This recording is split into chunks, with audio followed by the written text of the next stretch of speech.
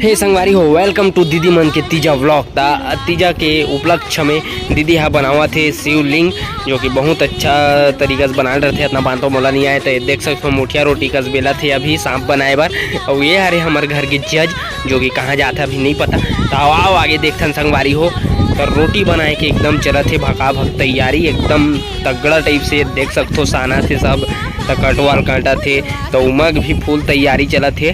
तब देख सकते हो, तभी व्लॉग में बने रहो भाई। तब चलो संगवारी हो देखथन कि शिवलिंग तो पूरा अब तैयार है, दीदी बनाए थे। अब ओकर बाद देखथन आगे और का होते तिला। और चंगू मंगू मने देख सकते हो कैसे कैसे करा थे। ये मन है ना मुड़ी का फोट डर ही तैसे लागते हो, देखना।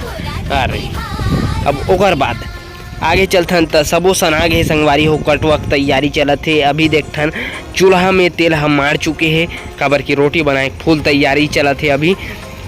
तो फिर आगे आओ देखथन तो कटवाला बनावा थे उमा एकदम प्रेम पूर्वक।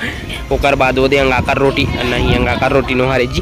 तब चलो एला छोड़ो, तो अब पूजा की तैयारी करत थे दीदी हा। तो वो दे झालर वालर बना थे शिवलिंग बर, जो भी आवे तो पूरा फुल तैयारी चला थी। इकर मन के तगड़ा टाइप से मनरस धतूरा सब रेडी है एकदम।